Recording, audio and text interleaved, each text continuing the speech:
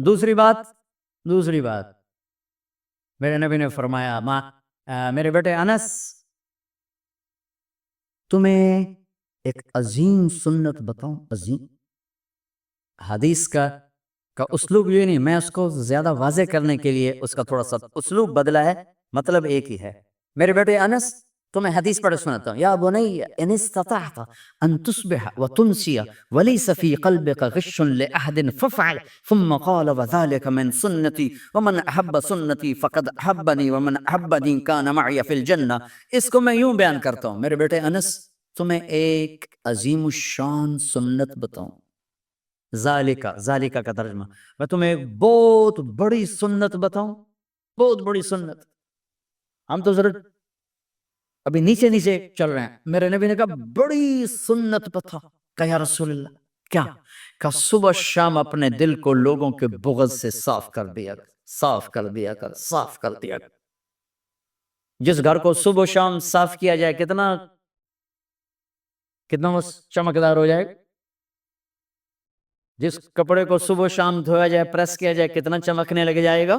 تو دل بھی ایک گھر ہے، دل بھی ایک کپڑا ہے، اس پر داغ لگتے ہیں۔ جب میں کسی کے ساتھ نیگیٹو ہوتا ہوں تو اس کا اثر اس کے دل پہ جاتا ہے۔ تو میرے نبی نے فرمایا بیٹا، چونکہ بہت زیادہ آندھی بہت زیادہ ہے تو صرف ایک دفعہ جھاڑو دینا کافی نہیں ہوگا، صبح بھی جھاڑو دینا ہے اور شام کو بھی جھاڑو دینا ہے، اور رات کو سونے سے پہلے یہ کہہ کے سویا کرو یا اللہ میں نے سب کو معاف کیا۔ کوئی معافی مانگنے آ جائے تو دیر نہ کرنا، فوراً معاف کرنا، اور تم سے خطا ہو جائے تو معافی مانگنے میں دیر نہ کرنا۔ کوئی تم سے زیادتی ہو جائے تو معافی مانگنے میں دیر نہ کرنا، اور تم پر زیادتی کر کے کوئی معافی مانگنے آ جائے تو معاف کرنے میں دیر نہ کرنا۔ اللہ کی رحمت تم ایسے چھاؤں میں لے لے گی۔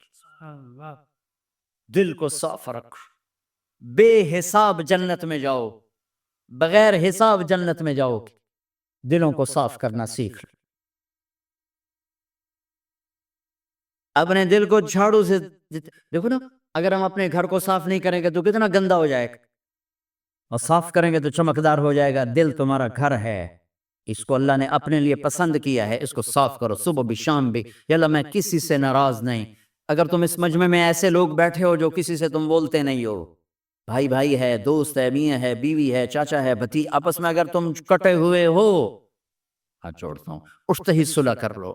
چونکہ میرے نبی کا فرمان ہے جب دو مسلمان آپس میں لڑ پڑیں اور بات نہ کریں تو اللہ ان کے سارے عمل مردود کر دے۔ تو کہتا جب تک یہ صلح نہیں کریں گے ان کا کوئی عمل قبول نہیں۔ تو اپنے دل پہ پتھر رکھو، معاف کرو، خود جا کے معافی مانگ لو، چاہے جتنا اس میں تمہیں زور لگانا پڑے مانگو۔ اللہ کی قسم میرے نبی کا فرمان ہے معاف کرنے سے عزت گھٹے تو مجھ سے لے لو، معاف کرنے سے عزت نہیں گھٹتی۔ ہے ایک بچے نے معافی مانگی اور ماں اس کو کہہ رہی تو اتنا بے غیرت ہو گیا ہے کہ تو نے معافی مانگی۔